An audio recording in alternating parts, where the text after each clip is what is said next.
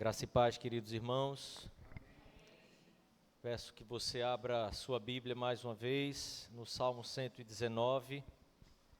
Nós vamos continuar a meditação que vemos fazendo durante já 2 meses e algumas semanas.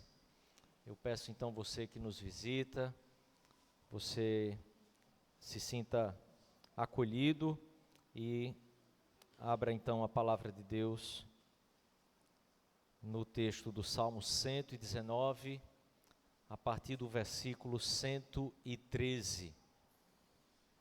119, 113, nós vamos ler até o 119, até o 120, e nós vamos voltar ao bloco anterior para que a gente possa compreender um pouco melhor o contexto desse texto e então meditaremos na palavra do Senhor. Quero ler a palavra de Deus com você, depois peço que você curve sua cabeça, feche seus olhos e nós vamos orar mais uma vez pedindo a direção do Senhor e vamos orar também hoje por Daniel Arco Verde. Peço que você então fique orando por esse irmão durante toda a sua semana. Vamos ler a palavra do Senhor então. Diz assim a palavra de Deus: aborreço a duplicidade, porém amo a tua lei. Tu és o meu refúgio e o meu escudo, na tua palavra eu espero. Apartai-vos de mim, malfeitores, quero guardar os mandamentos do meu Deus. Ampara-me, segundo a tua promessa, para que eu viva. Não permitas que a minha esperança me envergonhe. Sustenta-me e serei salvo, e sempre atentarei para os teus decretos. Desprezas os que se desviam dos teus decretos, porque falsidade é a astúcia deles. Rejeitas como escória todos os ímpios da terra, por isso amo os teus testemunhos. Arrepia-se-me a carne com temor de ti, e temo os teus juízos. Vamos orar mais uma vez, feche os seus olhos, coloque seu coração diante do Senhor. Peça que o Senhor conduza você, oriente seu coração, sua alma, para que possamos compreender a palavra de Deus. Pai querido, estamos aqui por tua causa, pelo mérito do Senhor. Chegamos aqui porque o Senhor é que nos sustenta, porque o Senhor é que nos fortalece, o Senhor é que nos guarda a vida, e por isso estamos aqui hoje. Mas também nos chegamos diante do Senhor por causa dos méritos de Jesus. Não porque mereçamos, não porque sejamos dignos, mas porque o teu Filho é. E porque o teu Filho assumiu o nosso lugar. Agradecemos, Pai, o privilégio de poder ler e ouvir a tua palavra, e por isso te pedimos, nos conduz a toda a verdade, Espírito de Deus. Nos conduz ao entendimento da tua santa palavra. Te peço aqui também, pela vida de Daniel, que o Senhor conduza a vida do teu servo, o oriente, e que o temor do Senhor conduza os passos dele em toda a sua vida. Ajude-o, seja gracioso para com ele. Em nome por amor de Jesus, clamamos assim por nós também. Para a glória do teu santo nome, Pai. Amém, Senhor. Amém. Meus queridos, no livro O Manual do Conselheiro Cristão, do Jay Adams, um livro escrito já há algumas décadas, Jay Adams afirma que os problemas padrões que as pessoas exibem nos nossos dias, todos eles podem ser vistos, percebidos, reconhecidos na narrativa de Adão e Eva.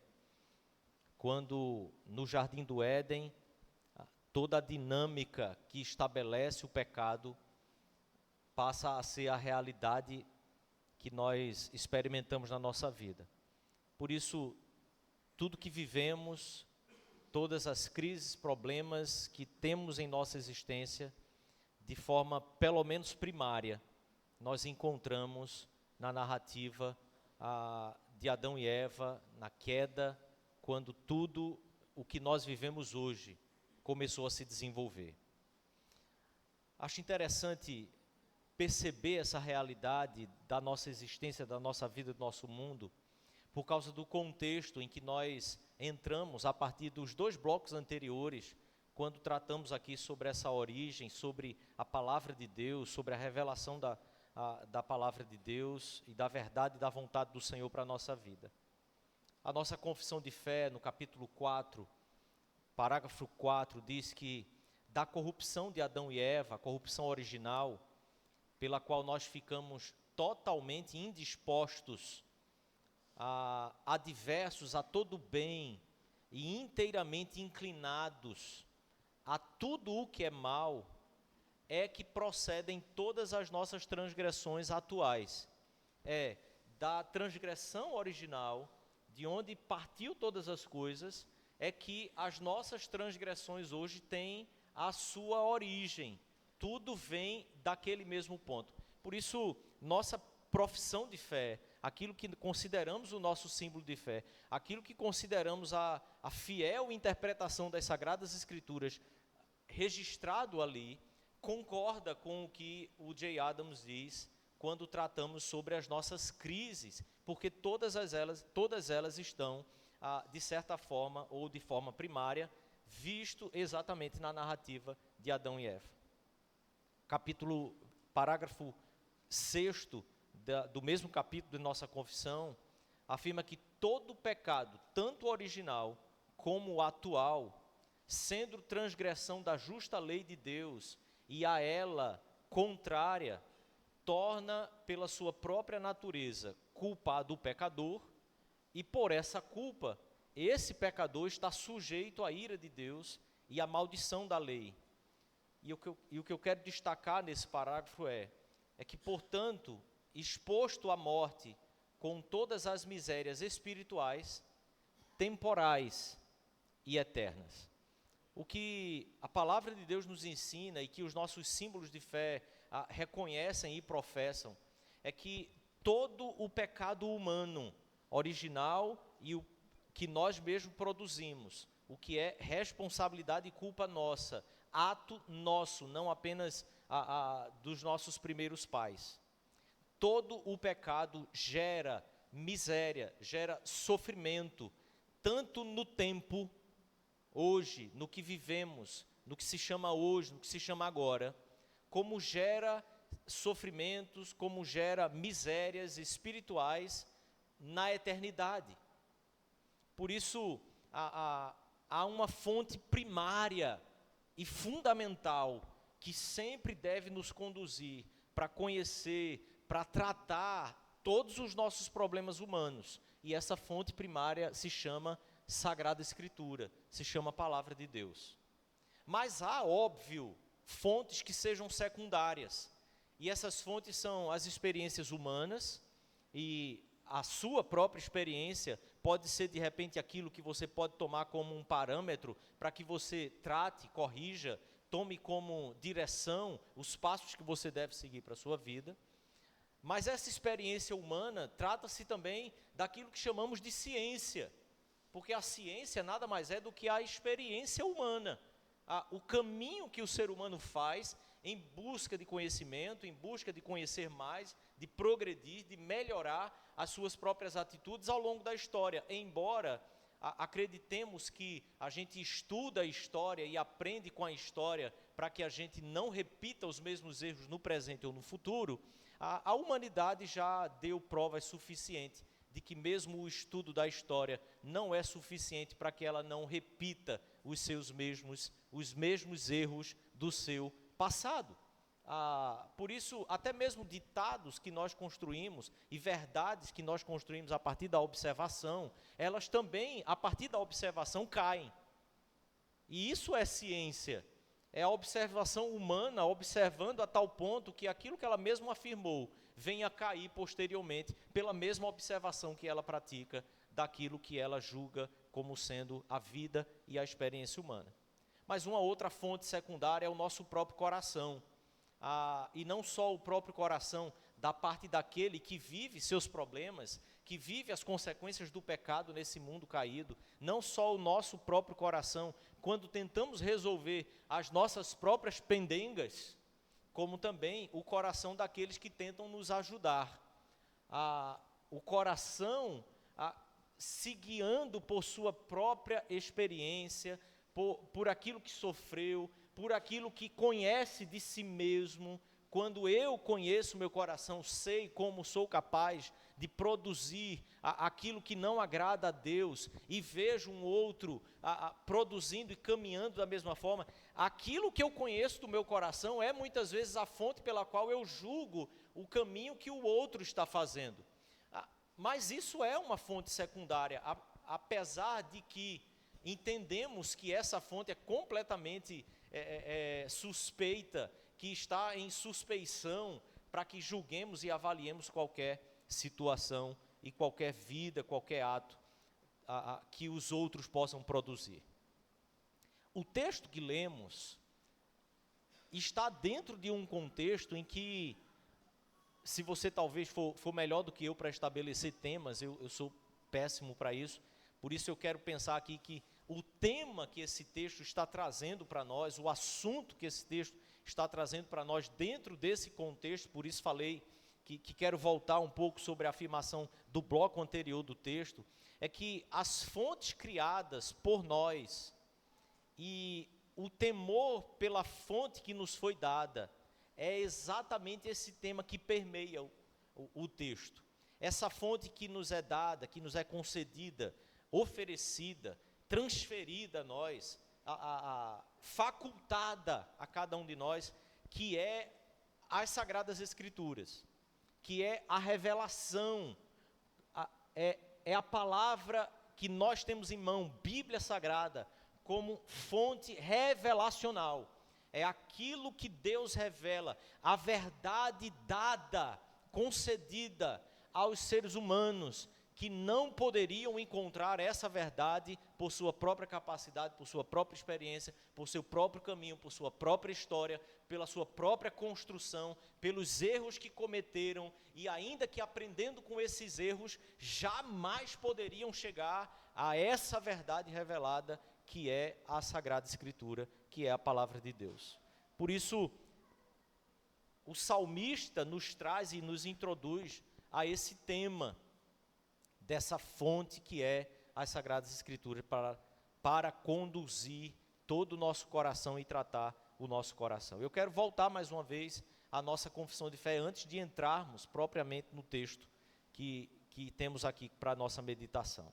Primeiro capítulo, e já citamos esse primeiro parágrafo do primeiro capítulo, quando iniciamos a meditação no Salmo 119, quando estávamos ainda nos primeiros 8 versículos. Porque a nossa confissão afirma que, ainda que a luz da natureza e as obras da criação e da providência de tal modo manifestem a bondade de Deus, tudo aquilo que nós temos em nosso redor, tudo aquilo que a criação apresenta, manifesta sim essa bondade, essa sabedoria, o poder de Deus. Ainda que tudo isso seja verdade, os homens ficam inexcusáveis. Contudo, não são suficientes. É toda essa revelação, tudo que nos cerca, ainda que manifeste muito da bondade, da sabedoria, dos atributos de Deus, nunca serão suficientes para dar o conhecimento de Deus, para dar aos homens o conhecimento da vontade de Deus, que são necessários de fato para a nossa salvação. E por isso o Senhor, servido de diversos tempos e de diferentes modos, coube a ele e aprove a ele revelar-se e declarar à sua igreja aquela sua vontade, e depois, para melhor preservação da sua vontade e da verdade que a ele, que a sua igreja foi revelada, para o mais seguro estabelecimento do conforto da igreja, contra a corrupção da carne e a malícia de Satanás, e não apenas disso, mas também a malícia do próprio mundo, Deus foi servido escrevê-la toda. E isso torna indispensável a Escritura Sagrada, tanto cessando aqueles modos antigos de Deus se revelar da sua vontade ao seu povo, ou tendo cessado aqueles modos antigos de Deus revelar a sua vontade ao seu povo. As Escrituras Sagradas como base e elemento essencial para tudo o que nós podemos definir sobre verdade, sobre absolutamente todas as coisas. Ela é essa fonte, primeiro, porque só ela é suficiente para dar o conhecimento de Deus e dar o conhecimento da vontade de Deus necessária para a nossa salvação. Essa semana estávamos conversando ainda em casa que, infelizmente, a nossa mente foi muito condicionada a pensar sobre a salvação como uma referência ou algo que aponta apenas para a vida após a nossa morte.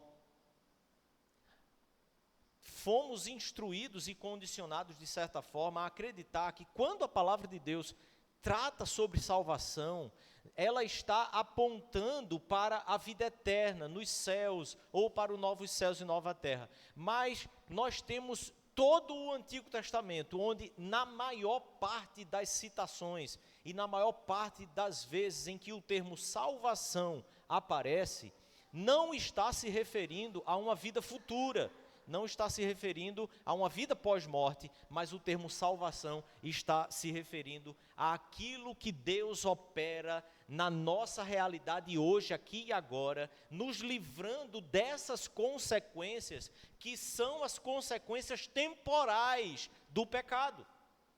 O pecado que tenazmente nos assedia, o pecado que produz consequências na nossa mente, alma, coração e corpo, o pecado que original, o pecado que sendo meu mesmo, produz sim consequências, transtornos, doenças em nossa alma, que faz com que a nossa alma agonize tantas vezes. Esse pecado nos leva a viver uma vida aqui na terra que não é a vida que Deus planejou e almejou para o seu povo. E é desta salvação que a palavra de Deus se refere na maior parte em que ela trata sobre salvação. Na maior parte das vezes em que nós devemos ter o nosso coração jubiloso por causa da salvação do Senhor, a palavra de Deus está falando sobre aquilo que Deus operou hoje, que Deus opera hoje na minha vida, na minha alma, no meu ser, me livrando da morte, mas me livrando também dos sofrimentos que o pecado produz em minha vida, aqui no tempo e no espaço, hoje, agora. Por isso, a verdade é que se você voltar ao versículo 105, como nós tratamos aqui na semana passada, e que faz parte de todo o contexto que nós estamos tratando ainda nesse bloco, é que a guia para a santidade não apenas como um aspecto religioso, porque isso também é um recorte da verdade que a palavra de Deus nos instrui, porque na verdade o projeto de santidade, o plano de santificação que o Senhor tem para a nossa vida, ele é um projeto, como o salmista fala no Salmo 119, ele leva a nossa alma ao seu estado original, ele leva o nosso ser ao seu estado original, quando ele diz, a lei do Senhor é fiel, é reta, a lei do Senhor restaura a alma. Não é apenas um processo em que nós vamos ficando higienizados exteriormente, mas é um processo em que todo o nosso ser passa a ser trabalhado, transformado modificado, lavado, curado, limpo pelo sangue, pela obra do Espírito Santo de Deus, através da aplicação da sua palavra à nossa vida. Logo ele diz: lâmpada para os meus pés é a tua palavra e luz para os meus caminhos. A palavra do Senhor é esta fonte que nos ilumina para todos os passos. Logo, como o Salmo 19 afirma, é ela que vai restaurar a nossa alma. Isso aqui não é apenas, querido, um aspecto em que você possa de repente pensar-se lutando contra um pecado, e de repente essa santificação é o processo em que você aprende cada vez mais a deixar aquele pecado. Mas o processo de santificação envolve todo o seu ser, de tal forma que aquelas coisas que você recebeu na sua infância, por causa de alguma experiência, por causa de como você era tratado, a maneira como você aprendeu a lidar com as coisas, porque lá atrás na sua infância, você foi concebendo, ensinado, formado, educado, sofreu alguns reveses da vida, talvez dos pais, talvez de conhecidos, e por isso você aprendeu a lidar com coisas de determinada forma, de repente não tendo coragem para se expor um pouco mais, não tendo a ousadia para fazer alguma coisa, ou ficando mais temeroso em relação a algumas situações, às vezes até algum bicho, algum animal, que você tem algum pânico, algum pavor. Tudo isso está dentro do pacote do projeto de santificação que o Senhor tem para o seu povo.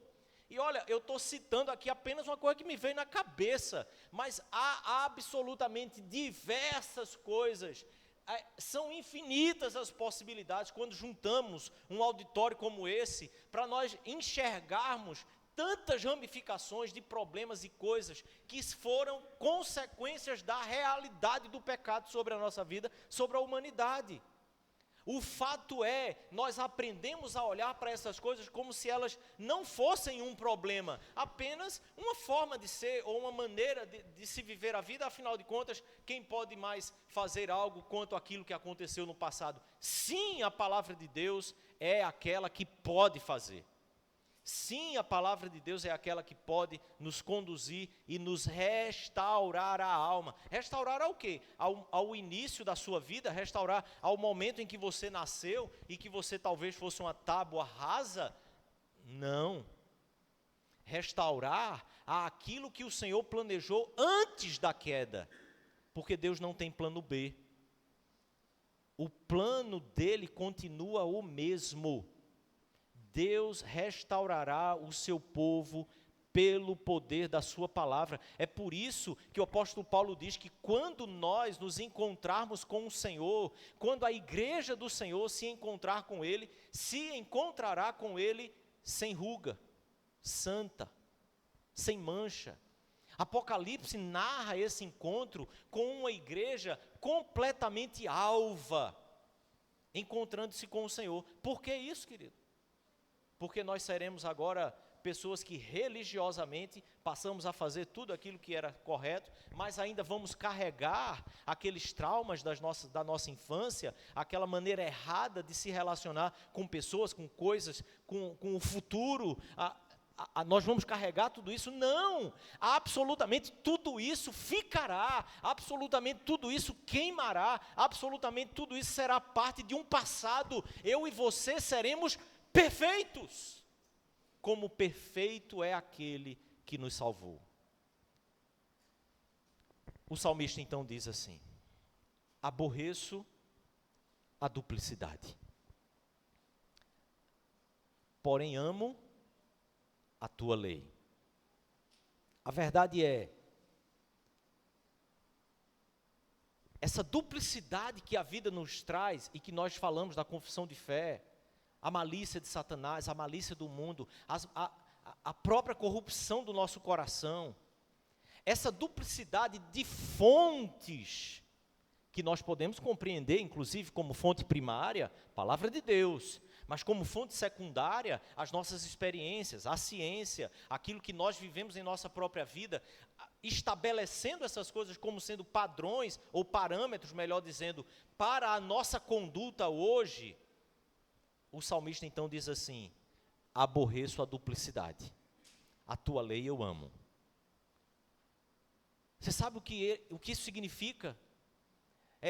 Senhor, eu até tenho experiências de vida. Eu até tenho muitas outras fontes por causa dessa experiência humana. Eu tenho até o meu próprio coração me conduzindo, assim como nos filmes, muitas vezes, né, nas músicas populares, a gente escuta assim, ouça o seu coração, né?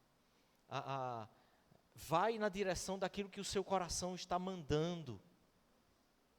E a gente vai crescendo ouvindo essas mentiras, mas elas são ditas de formas tão belas, que nós vamos sendo enlaçado, enredado por isso, e muitas vezes essa duplicidade é exatamente o que vai conduzindo a nossa vida, quando o que o salmista nos ensina precisamos aborrecer a duplicidade. E observe, se não compreendermos essa afirmação com base no contexto, se não fizermos uma amarração correta de todos os sinônimos que ele usa no texto, pode ser que duplicidade aqui ficasse entendido como daquilo que ele trata da falsidade das coisas, das falsificações ou dos ímpios que tentam enredar o caminho dele para que ele caia. Como que de repente pessoas falsas, pessoas de mau caráter, fosse aqui a referência dele, mas absolutamente não é. A comparação aqui é com a lei de Deus. A lei do Senhor como lâmpada, como luz, como a fonte de instrução. Logo, a duplicidade aqui aborreço, Pai, tudo aquilo que se propõe a ser fonte de instrução e de condução para a minha vida em absolutamente todos os aspectos e que compete com a tua palavra. E então ele afirma aquilo que já, como o salmo inteiro usa essa mesma retórica poética. Então, versículo 114, ele afirma: Tu és o meu refúgio, Tu és o meu escudo, na Tua palavra eu espero. Se eu não quero a duplicidade de fontes, se eu não quero me conduzir por diversas informações que tantas vezes se contradizem, se chocam, se há choque nessas realidades de fontes, eu amo a Tua lei, é com ela que eu ficarei, é nela que eu me refugiarei, é ela que eu terei como meu escudo, porque na Tua palavra é que eu espero. A verdade aqui irmãos, não espere verdades que sejam absolutas para a sua vida, se não vem da fonte que é a lei do Senhor, se não vem da fonte que é a palavra de Deus. Não escute as instruções que o mundo que jaz no maligno, ou que o próprio maligno traz para a sua vida, seja para absolutamente qualquer área da sua vida. Não escute quando ela se propõe a ser fontes de condução da sua vida, lâmpada para os seus pés, luz para o seu caminho, em oposição à palavra de Deus. Por isso, querido, o conhecimento da palavra de Deus é fundamental. Cada dia mais se debruçar sobre essa palavra, porque eu e você somos atacados por fontes que fazem lógica, atacados por fontes que fazem sentido quando elas nos chegam à mente e ao coração. Muitas vezes ouvimos essas fontes, ouvimos os relatos, ouvimos os dados, ouvimos as justificativas, por que tal coisa seria dessa forma.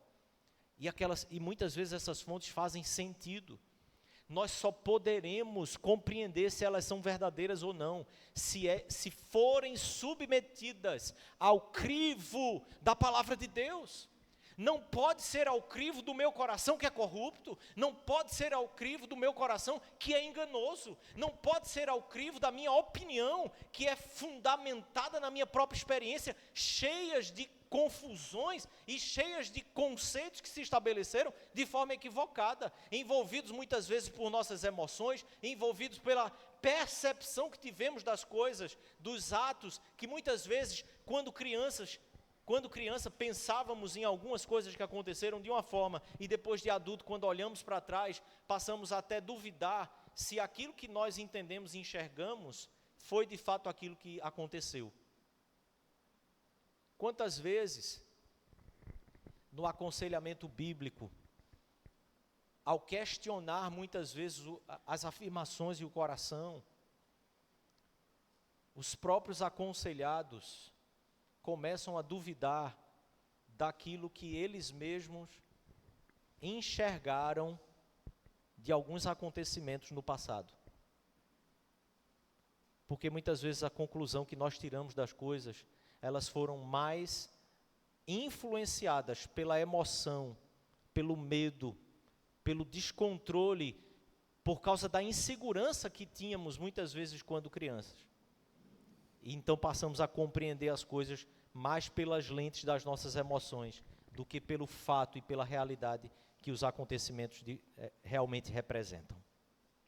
O salmista então diz: apartai-vos de mim, malfeitores, quero guardar os mandamentos de Deus. Observe, os malfeitores aqui são aqueles que estão indo contra a palavra de Deus, estão indo contra os mandamentos do Senhor, estão indo contra a lei de Deus. Ele os chama de malfeitores, porque pessoas que são aquelas que se opõem à lei de Deus estritamente, como sendo aquilo que o próprio salmista diz: ordenastes os teus mandamentos para que o cumpramos à risca. Por que são malfeitores? Porque sim, querido, mentiras ditas como verdades nos fazem mal. E o mal é tamanho que muitas vezes, até compreendermos e percebermos o mal que nos fez, muito tempo já se perdeu em nossa vida. Muita coisa já passou. Eu pontuei aqui uma experiência que me faz lembrar quando esse versículo me salta aos olhos. É que no passado, a gente faz seminário, a gente estuda, muita coisa deixa de ser ensinada, e você vai para o ministério praticando algumas coisas que você entende que assim, é aquilo ali. E aí quando você começa o ministério, a realidade do que é o ministério pastoral, a realidade do que é plantar uma igreja, você começa a perceber que você precisa buscar mais. Aquilo que foi te dado não foi suficiente.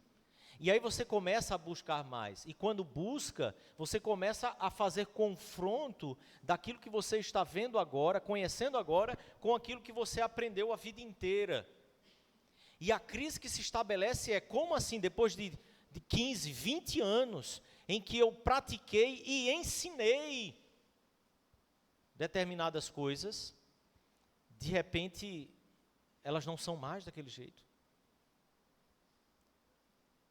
Qual é a escolha que você vai fazer? Se o que você busca na palavra de Deus, você entende como sendo aquilo que a palavra de Deus está ensinando, e você confronta com a sua prática, que você acreditou ser correta a sua vida inteira.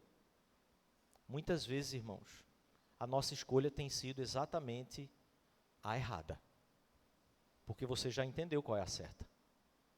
Não importa, abre mão, joga fora, faz o caminho, refaz o caminho, reconstrói. Mas às vezes, o não amar a lei do Senhor faz com que a gente se mantenha pelo simples fato de que eu não posso simplesmente reconhecer que tudo aquilo que eu pratiquei e até defendi, eu hoje reconheço que estava errado. Há um grande exemplo na história da igreja, aquele que é conhecido em muitos lugares como Santo Agostinho, mas que por nós conhecido apenas como Agostinho de Hipona. No fim da sua vida, ele se propôs a revisar todas as suas obras e a fazer a correção dos pontos de vista que no início da sua caminhada ele tinha afirmado como verdadeiro, e depois, com toda a sua experiência de vida, lendo de novo, ele dizia assim: olha, afirmei isso aqui em tal obra, hoje entendo que estava equivocado, isso aqui é dessa forma e dessa forma, por causa disso, que no momento eu não entendia. Observe, querido, um homem que é, na teologia e na filosofia, uma coluna histórica. O grande exemplo que dá no fim de sua vida é pegar suas 900 e tantas obras e corrigi-las. Todos os pontos em que estavam equivocados, corrigi-los, porque na verdade só há um que é imutável, perfeito, reto, santo e correto. É Deus. Nós somos profundamente mutáveis. Só a verdade de Deus é que pode nos conduzir a uma vida de fato de restauração daquilo que a nossa alma de fato precisa, em meio aos sofrimentos, em meio às misérias que o pecado produz para nós no tempo, no espaço, mas também na eternidade. Então o salmista apenas reforça esse entendimento, dizendo: ampara-me, segundo a tua promessa, para que eu viva. Não permitas que a minha esperança me envergonhe. Observe, é Deus, eu estou pondo a minha confiança somente na tua lei. Há muitas coisas que são ditas a mim, mas eu estou dominando o meu coração, como afirmamos aqui, induzo o meu coração. Eu estou inclinando o meu coração de forma violenta, porque simplesmente ele é um monstro. Eu induzo o meu coração a confiar, a aguardar, a me amparar apenas na tua palavra. Por isso, Pai, não permitas que a minha esperança me envergonhe. Então, 117, sustenta-me e serei salvo. Sempre atentarei para os teus decretos. Porque se essa é a verdade daquilo que estamos falando aqui nos primeiros versículos, tudo que procede agora é a palavra de Deus, ela guarda, a palavra de Deus ela ampara, a palavra do Senhor é que te dá vida, a palavra do Senhor é que te sustenta, e é a palavra do Senhor que nos salva. Nos salva de quê? Do inferno somente? Essa obra já foi realizada em Cristo. Você não precisa estar correndo do inferno se você colocou a sua esperança, e a esperança da sua salvação eterna, na cruz de Cristo, creu, e isso foi aplicado ao seu coração, amém, isso já é realidade. A salvação que eu e você precisamos buscar todos os dias, é a salvação da realidade de miséria que o pecado impôs sobre nós, na vida que vivemos aqui.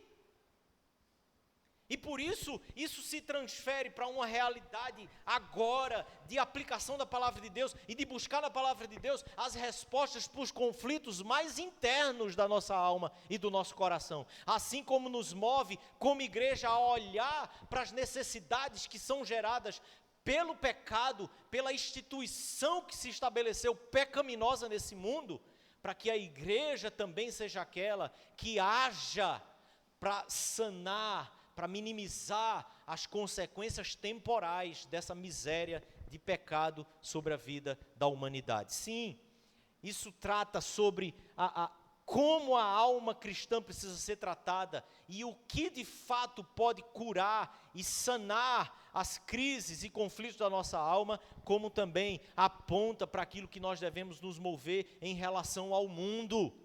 É o anúncio da palavra e um anúncio fiel da palavra que pode realmente amenizar as dores e a miséria que é gerada no mundo por causa do pecado. Não são as nossas ações bondosas, primeiramente, que podem sarar. É a fiel pregação da palavra e das Sagradas Escrituras que pode amenizar o sofrimento do pecado no mundo. E sim, as nossas ações de forma secundária. Porque entenda, aquilo que muitas vezes ouvimos, pregue a palavra e se preciso for, com palavras. Embora muito usado, querido, não é a ordem estabelecida prioritariamente pela palavra de Deus. A pregação pressupõe verbo, argumentação, audição, fala, voz. A voz de Deus se fez ouvir pelos seus profetas primeiro. Como consequência de tudo isso, o verbo se fez carne e habitou entre nós.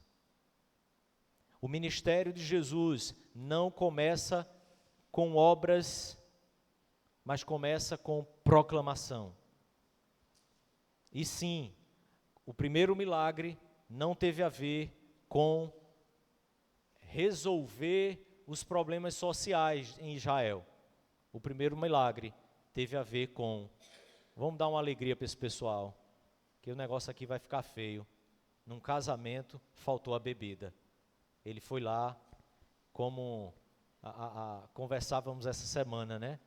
Usou praticamente a energia de todas as estrelas da nossa galáxia para fazer uma fissão e uma fusão nuclear para que a água se transformasse em vinho, sem que absolutamente nada fosse destruído naquele lugar, com tanta energia liberada, mas completamente canalizada, para que a glória de Deus viesse a ser reconhecida. O verbo se fez carne. E então, agora no versículo 18 a 20, para que a gente conclua, a afirmação de que ele despreza os que se desviam dos seus decretos, porque falsidade é a astúcia deles, faz todo sentido. Tudo aquilo que se propõe ser fonte, sem que esteja em fidelidade à palavra de Deus, é astúcia. É uma mentira trazida de forma astuciosa para nos fisgar, nos pescar e nos aprisionar.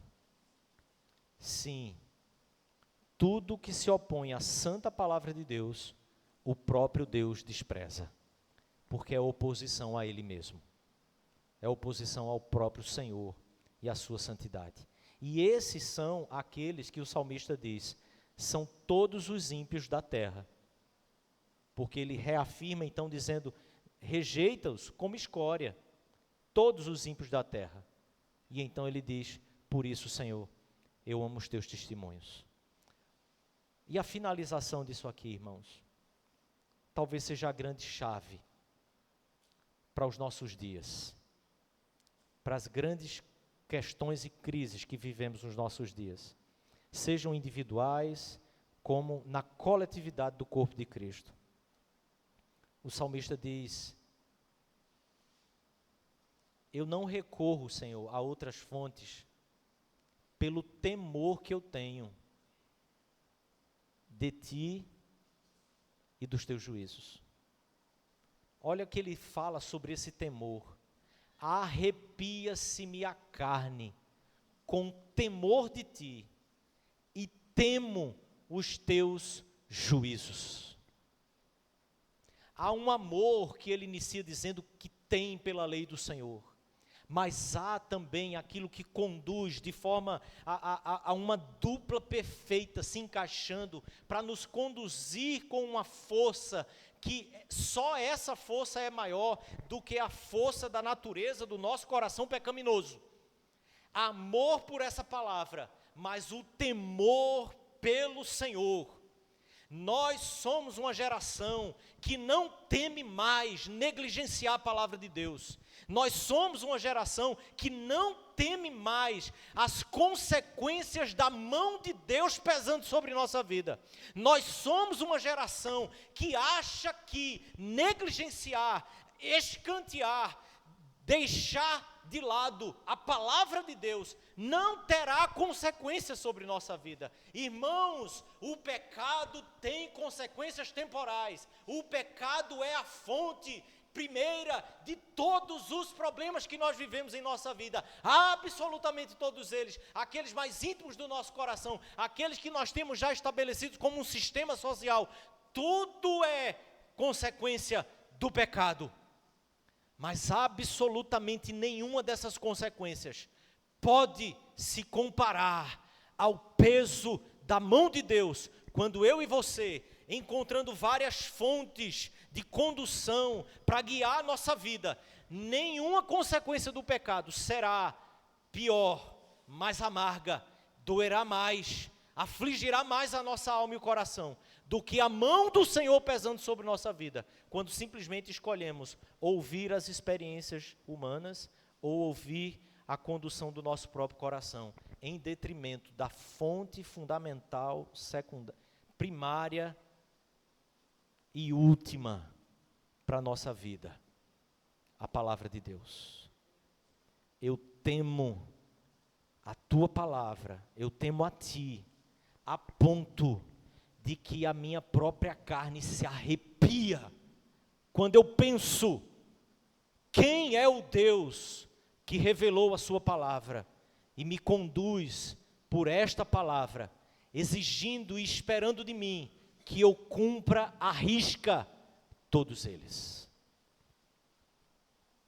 Volte à palavra de Deus, enquanto há tempo, porque o Senhor não se faz de rogado, Ele tem o seu tempo, Ele tem o seu dia, todos muito bem estabelecidos, mas Ele coloca sempre a sua palavra, nos chamando ao arrependimento, porque faz parte da aliança.